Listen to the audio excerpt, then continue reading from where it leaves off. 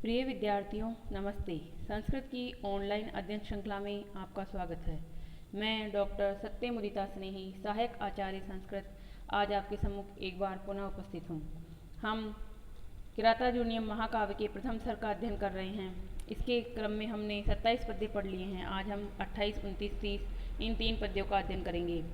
इसके लिए आप स्क्रीन पर देखिए, श्लोक का हम स्वर वाचन करेंगे, क्योंकि श्लोक को गाने से आपको हमेशा के लिए ये श्लोक याद हो जाता है, उसका अर्थ आप कभी नहीं भूलते हैं। तो देखिए स्क्रीन पर, भवादृशेषु प्रमदा जनोदितं भवादृशेषु प्रमदा जनोदितं भवत्यधिक्षेपैवानुशासनं भवत्यधिक्षेपैवानुशासनं तथापि वक्तुं व्यवसाययन्ति मां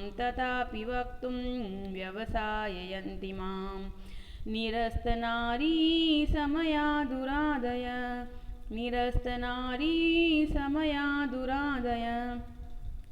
कवि भारवी क्या कर रहे हैं इस श्लोक में? इस श्लोक में इससे पहले आप रेफरेंस जानते हैं कि 25 श्लोक के बाद में अब महाकवि भारवी ने द्रौपदी के माध्यम से कहलवाना शुरू कर दिया है। द्रौपदी ने पिछले 27वें श्लोक में कहा था कि जो दुर्योधन की उन्नति को सुनकर उसके मन में एक अपमान की भावना जो जब दबी बैठी थी, वो दबा नहीं पा रही है, बल्कि वह उभर के सामने आ रही है। और उसी भावना के वश वो कुछ करने में असमर्थ है, वो अपना बदला लेने में असमर्थ है। तो वह युधिष्ठिर के क्रोध और व्यवसाय को उद्दीत करने वाली वाणी बोलती है। ये पहले वाले श्लोक में आया था। अब उसी क्रम में वो क्या बोलती है ये स्पष्ट आता है इस वाले श्लोक में, बोलना प्रारंभ करती हैं। तो देखिए, वो बोलने के क्रम में चूँकि युधिष्ठिर उसके पति भी हैं, तो बोलने के क्रम में वह अपनी जो नारीचित शिष्टाचार होता है, जो माना जाता है कि नारियों को धीरे बोलना चाहिए, कम बोलना चाहिए, ऊंची आवाज़ में नहीं बोलना चाहिए, इस तरह की मर्यादा प्राचीन काल से ही रही है नारियों के साथ जुड़ी हुई। तो यहाँ पर वो कहती है कि आप जैसे व्यक्तियों को समझाना महिला जनों का, मतलब हम जैसी महिलाओं का आप जैसे महान राजा को समझाना आपके लिए अपमान ही होगा। पर फिर भी मैं कुछ कहना चाह रही हूँ, मुझे कुछ कहना है, तो मैं क्यों कहने के लिए बाध्य हुई हूँ। तो ये वो कह रही है कि मेरे अंदर ऐसी आधी मतलब मानसिक पीड़ा आई है कि मैं सहन नहीं कर पा रही हूँ और मैं कुछ कहना चाहती हूँ, कहूँगी, कहकर रहूँगी।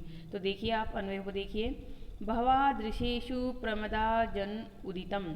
भवादृशेषु, आप जैसों के प्रति, आप मतलब आप राजा युधिष्ठिर राजा हैं, उसके बाद में सत्यवादी हैं, न्यायप्रिय हैं, शांत हैं। आप जैसे राजा जो कि पूरी नीति के ज्ञाता हैं, धर्मराज हैं, आपको किसी ज्ञान की जरूरत नहीं है। कोई आप अबोध बच्चे या कोई अबोध इंसान नहीं जिसको मेरे जैसी महिला कोई ज्ञान दे। तो भवादृशेषु, आप जैसों के प्रति, वो उनको उनका ज्ञान और ज्ञान भी याद दिलाना चाहती है, या उलाहना भी हो सकता है कि आप जैसों के लिए हम जैसों की वाणी तो कोई महत्व नहीं रखती, पर फिर भी मैं कहूँगी। तो आप जैसों के प्रति, प्रमदा जन उदितम, प्रमदा मतलब नारी, जन यानी व्यक्ति, उदितम यानी कहा गया, स्त्रियों के द्वारा कहा गया, अनुशासनम, अनुशासन यानी उपदेश, उपदेश की बात, अधिक्षेप इव, अधिक्षेप, अधिक्षेप का मतलब होता है अपमान, तिरस्कार, इव यानी अपमान के समान ही, भवती यहाँ पर होता है, क्रिया है। यानी भवादृशेषु प्रमदा जन उदितम अनुशासनम अधिक्षेप इव भवती, अधिक्षेप के समान ही होता है, यानी कि क्या होता है, अपमान के समान ही होगा। मतलब आपको अपमान फील होगा कि मुझे उपदेश दिया जा रहा है, या वो खुद अपना शिष्टाचार प्रदर्शित करती है कि मैं कुछ कहूँ ये आपके लिए अपमानजनक ही बात होगा। जैसे कि कई बार होता है कि हम होते हैं और हम अपने पापा मम्मी को समझाने लगते हैं कई बार कि नहीं ऐसा नहीं, ऐसा करो, ऐसा नहीं, ऐसा नहीं करो। तो हो सकता है उन्हें अपमानित फील हो कि जिन बच्चों को हमने पाला पोसा, हमने पढ़ाया, वो आज हमें सीख दे रहे हैं। तो उसी तरह से यहाँ पर धर्मराज युधिष्ठिर को भी फील हो सकता है कि मैं पूरे राज्य को संभाल रहा हूँ और ये कर रहा हूँ, और ये महिला मुझे उपदेश दे रही। तो ये पहले ही वो कह देती है कि आपको हो सकता है ये अपमान के समान लगे। तथापि, फिर भी ये तथापि शब्द है, इससे उसकी मन की मतलब ये बाध्यता झलक रही है कि किस तरह से वो मजबूर है कहने के लिए। तथापि फिर भी निरस्त नारी समया दुरादयः माम वक्तुम व्यवसायन्ति, तथापि फिर भी वक्तुम व्यवसायन्ति, कहने के लिए व्यवसायंती यानी व्यवसाय यानी प्रेरित कर रही हैं।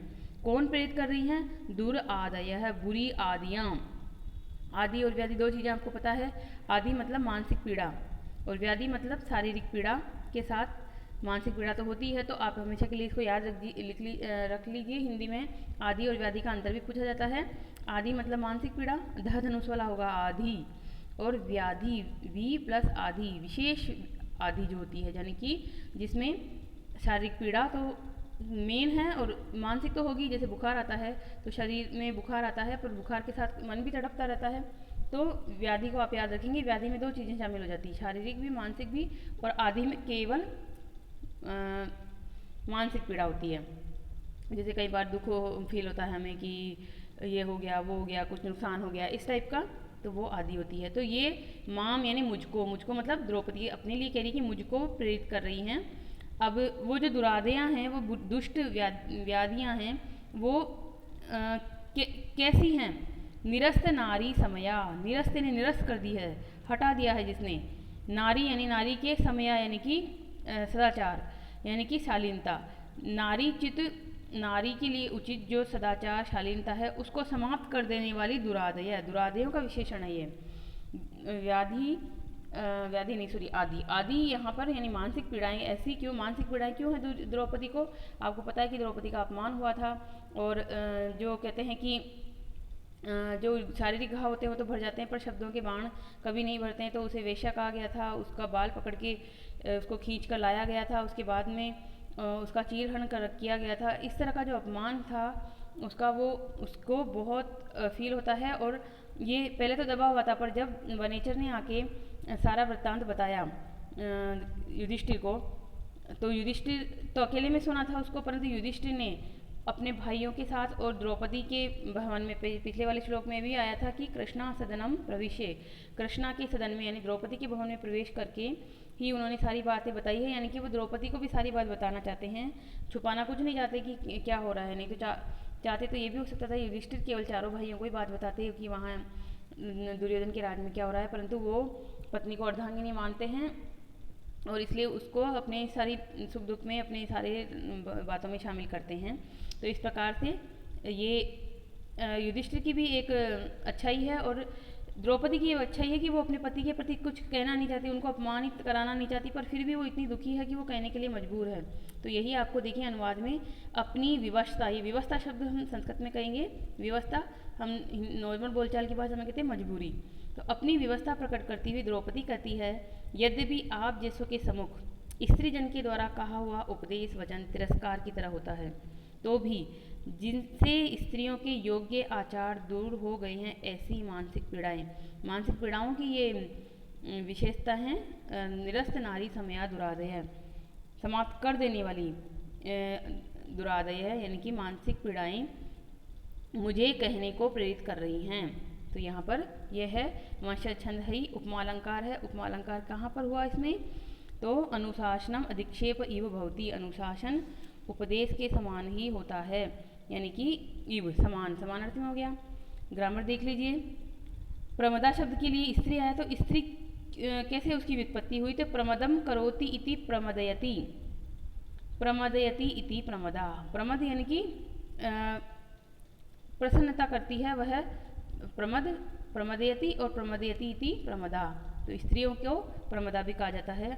उदित, उदित में क्या है? वद धातु त प्रत्यय है, ये ध्यान रखिएगा आप। और यहाँ पर स्क्रीन पर देखिए भवत्यधिक्षेप है, ये भवती प्लस अधिक्षेप है, यण संधि है, इको यणची सूत्र से होती है। इवानुशासनम में इव और अनुशासन, तो यहाँ पर आपकी सवर्ण दिक संधि है। और तथापि में तथा प्लस अपि ऐसे भी तोड़ सकते हैं, नहीं तो तथापि ये पूरा शब्द यूज होता है। वक्तुम में क्या है? वच धातु तुमुन प्रत्यय है। और उसके बाद में देखिए निरस्त नारी समया दुरादय। एक मिनट, स्क्रीन में कुछ दिक्कत है। हाँ, तो देखिए हम ग्रामर देख रहे थे। वद और त प्रत्यय से उदित बना, उसके बाद अनुशासनम में अनु उपसर्ग पूर्वक सास धातु से लुट प्रत्यय हुआ। निरस्त में निर उपसर्ग अस धातु से त प्रत्यय हुआ। वक्त तो मैंने बता ही दिया, वच धातु से तुमुन प्रत्यय। व्यवसायंती में वी उपसर्ग है, अ उपसर्ग है और सो धातु है। सो धातु से लट लकार प्रथम पुरुष एक वचन है। इस प्रकार ये पद्य पूरा हुआ। आगे चलते हैं हम। अगले पद्य में क्या है देखिए, 29वां पद्य द्रौपदी ही कहेगी। तो गा लीजिए इसको, श्लोक को मेरे साथ साथ आप भी गाया कीजिए। अखण्डमाखण्डलतुल्यधामवि अखण्डमाखण्डलतुल्यधामवि चिरं धृता भूपतिभिः स्ववंशजैः चिरं धृता भूपतिभिः स्ववंशजैः त्वया आत्महस्तेन महीमदच्युता त्वया आत्महस्तेन महीमदच्युता मतङ्गजेन शृगैवापवर्जिता मतंगजेन शृगैवापवर्जिता। अन्वय देखिए, अन्वय में है, यहाँ पर भी उपमा अलंकार है। यहाँ पर बहुत अच्छा लौकिक उपमा दी गई है। क्या होता है, एक हाथी होते हैं जो कि मद बहाने वाले हाथी होते हैं, जो कि जवान हाथी होते हैं, मत वाले हाथी होते हैं। तो वो क्या करते हैं, उनको अगर कोई माला पहनाई जाती है तो उसको झटक देते हैं और अपने गले से उतार देते हैं अपने सूंड के माध्यम से। सूंड ही उनका हाथ होता है। तो उस प्रकार से ही इस राजा युधिष्ठिर ने अपने हाथों से ही जुआ खेल खेल कर अपनी धरती को, यानी पृथ्वी को, राजपाट को, भाइयों को, पत्नी को, सबको हरा दिया है। सबको उतार के स्वयं ही फेंक दिया है। इसका जिम्मेदार वह द्रौपदी किसको मानती है, युधिष्ठिर को ही मानती है। तो अन्वय देखिए, आखंडल तुल्य धामवी। आखंडल, आखंडल क्या था, आखंडल कहाँ से निकला, अखंडम आखंडल यहाँ से निकलेगा। आखंडल, आखंडल था इंद्र के, तुल्य यानी समान, धामवी यानी तेज, इंद्र के समान तेजस्वी, स्ववंशजई अपने वंशजों के द्वारा, भूपति भी राजाओं द्वारा, अपने पूर्वज राजाओं के द्वारा, अखंडम अविच्छिन्न रूप से, कंटिन्यूअसली, चिरम लंबे समय तक, धृता धारण की गई, मही पृथ्वी को, त्वया तुम्हारे द्वारा, मदच्युता मद बहाने वाले, मतंगजेन मतंगज होता है हाथी, हाथी के मतंगजेन श्रग इव, यहाँ रुकना पड़ेगा हमें, हाथी के द्वारा माला के समान, श्रग यानी माला के समान, आत्महस्तेन अपने हाथ से ही, अपवर्जिता फेंक दी गई, दूर कर दी गई, छोड़ दी गई। श्रग यानी माला, यहाँ पे स्क्रीन पर देखिए श में रा आएगा, री नहीं है ये स्क्रीन पर, अन्वय में थोड़ा सा शुद्ध है। श्रग, श्रग यानी माला, माला के समान त्याग दी गई है। यानी कि यहाँ पर भाव क्या है, अनुवाद देखिए, युधिष्ठिर को राज्य छोड़ देने के विषय में उपालंब, उपालंब मतलब उलाहना देती हुई द्रौपदी कहती है कि इंद्र के समान प्रभावशाली अपने वंशज राजा लोगों के द्वारा चिरकाल तक पाली हुई यह समग्र पृथ्वी तुम्हारे, तुम्हारे शब्द क्योंकि शाब्दिक करते हैं तुम्हारे ही है, तो इसलिए तुम्हारे ही भाव मिलेंगे हम आपके, क्योंकि उससे बड़े हैं, उसके पति हैं तो आपके, परंतु यहाँ पे त्वया आया था ना, इसका मतलब था तुम्हारे द्वारा। और ये होता भी है, हम कभी किसी का गुस्से में बोल रहे होते हैं तो आप वगैरह भूल जाते हैं, तू तड़ाके से बात करते हैं तो हम उसको बोल देते हैं। तो तुम्हारे द्वारा यानी कि आपके द्वारा, मद श्रावी मद बहाने वाले हाथी के द्वारा माला की तरह, माला के समान अपने हाथ से परित्यक्त कर दी गई, छोड़ दी गई, हटा दी गई। ये कि इसका क्या हुआ, मतलब आपने ही जुआ खेला, जुआ खेलते वक्त आपको पता था कि ये सब बेईमानी कर रहे हैं, छल कर रहे हैं, फिर भी आप उनकी बातों में मानते गए, एक बीच में भी उसको त्यागा नहीं आपने, किसको, जुए को, कि नहीं छल कपट से आप खेल रहे हो, मैं आपके साथ नहीं खेलूँगा, आप बिल्कुल चुपचाप सहन करते रहे और धन संपत्ति दाव पे लगाई, जो लगाई, भाइयों को दाव पे लगा दिया, पत्नी को दाव पे लगा दिया और सब कुछ हार गए और वनवास लेके वो भी सब स्वीकार कर लिया। मतलब आपने इस साम्राज्य को न तो युद्ध में हारा है, न किसी तरह से आप उनसे कमज़ोर थे, आप सब कुछ थे, बदला भी ले सकते थे, सब कुछ कर सकते थे, पर फिर भी आपने अपने हाथों से अपनी पृथ्वी को उसी तरह खो दिया जैसे कि कोई मतवाला हाथी, मतवाला को यहाँ पे आप पागल कर सकते, कोई पागल हाथी, मतलब कहने का मतलब ये है कि ये द्रौपदी ये कहना चाह रही है कि आप जैसा पागल इस संसार में कोई नहीं होगा।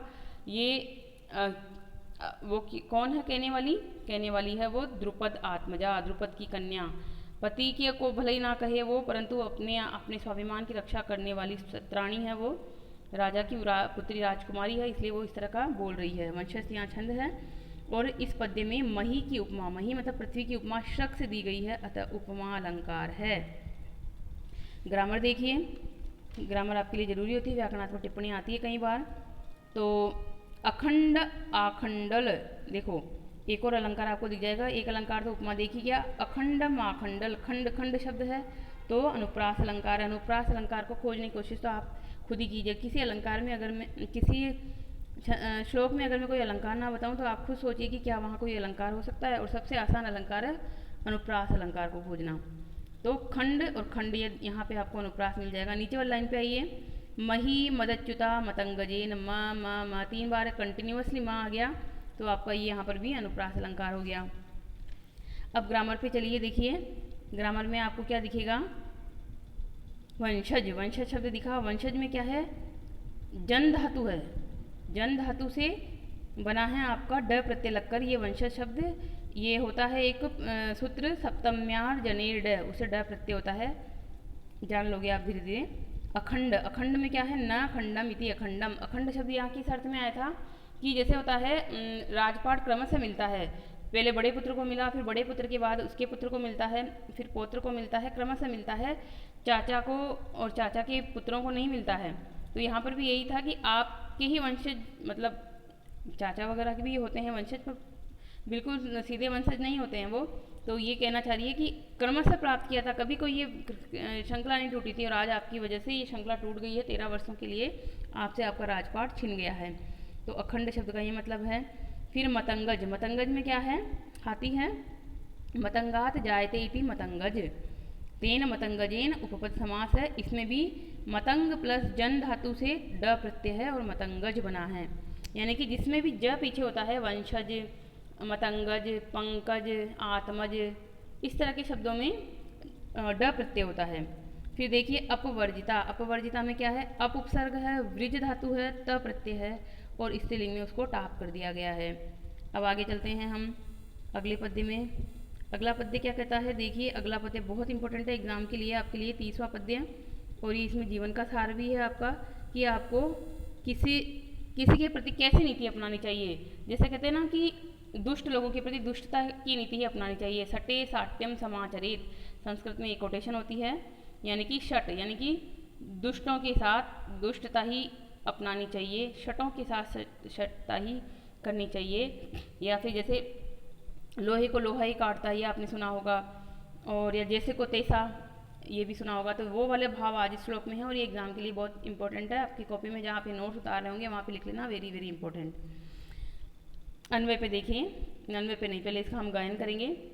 व्रजन्ति ते मूढ़धिय पराभवं, व्रजन्ति ते मूढ़धिय पराभवं, भवन्ति माया विषुयेन मायिन, भवन्ति माया विषुयेन मायिन, प्रवीक्ष्य हि घ्नन्ति शटास्तथा विदान्, प्रविश्य हि घ्नन्ति शटास्तथा विदान्, असंवृतांगान् निशिता इवेशव, असंवृतांगान् निशिता इवेशव।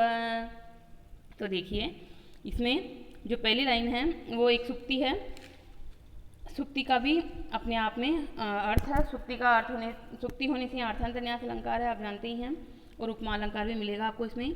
व्रजंती ते मूढ़ धिय पराभवम, ते यानी वे, मूढ़ धिय मूर्ख बुद्धि वाले, पराभवम व्रजंती पराभव को पराजय को, व्रजंती यानी प्राप्त करते हैं। ते मूढ़ धिय पराभवम व्रजंती, वे मूर्ख लोग पराभव को प्राप्त करते हैं। मूढ़ यानी मूर्ख, धिय यानी बुद्धि वाले, मूर्ख बुद्धि वाले।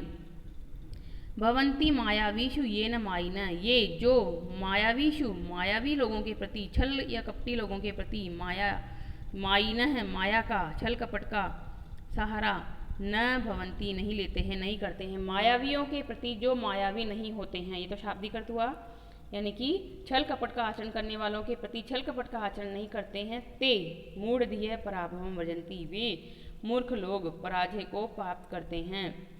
तो अब अन्वय पे ध्यान दीजिए, ये मायावीषु मायिन न भवंती ते मूढ़ धिय पराभवम व्रजंती, ठीक है।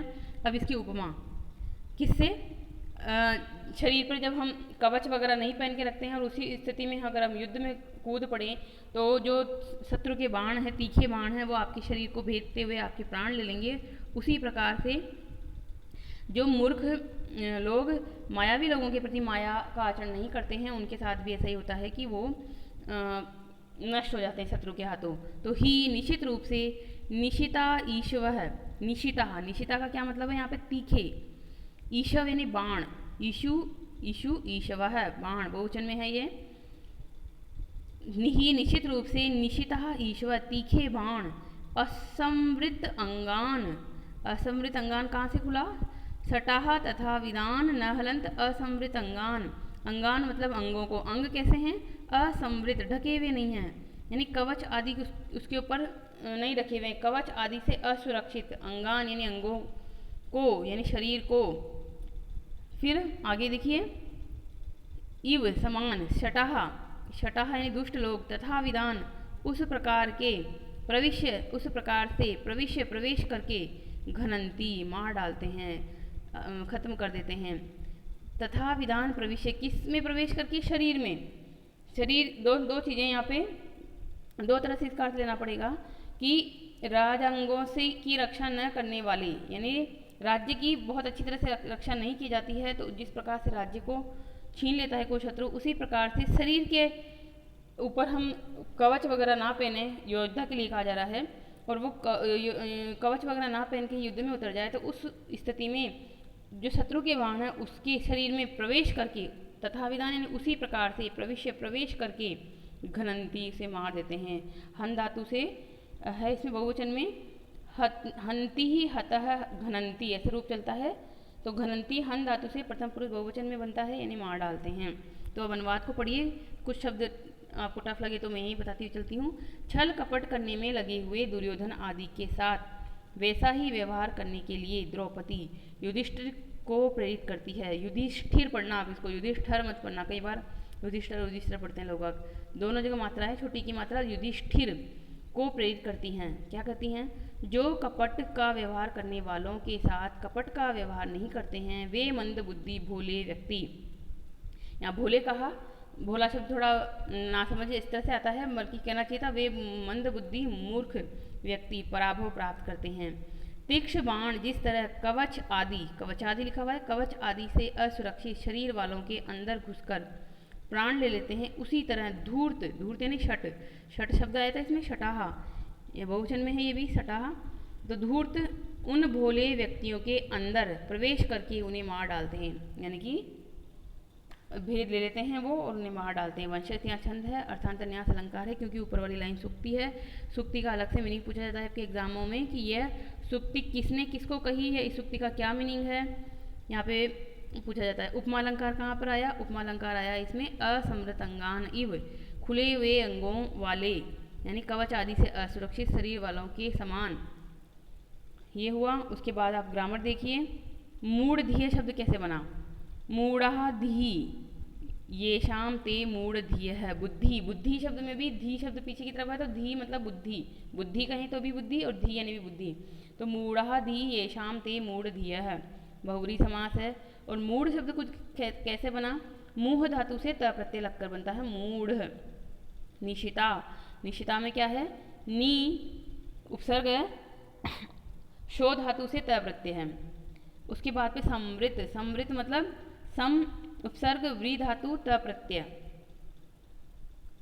शटाह के साथ में आपको ये नीति याद रखनी पड़ेगी कि जो लोग शटों के साथ शटता की नीति का पालन नहीं करते हैं, वे व्यक्ति संसार में कभी भी विजय प्राप्त नहीं कर सकते हैं।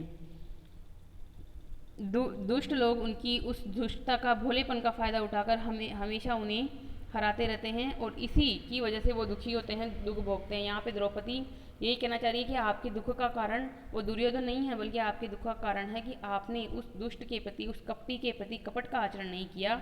यही आपकी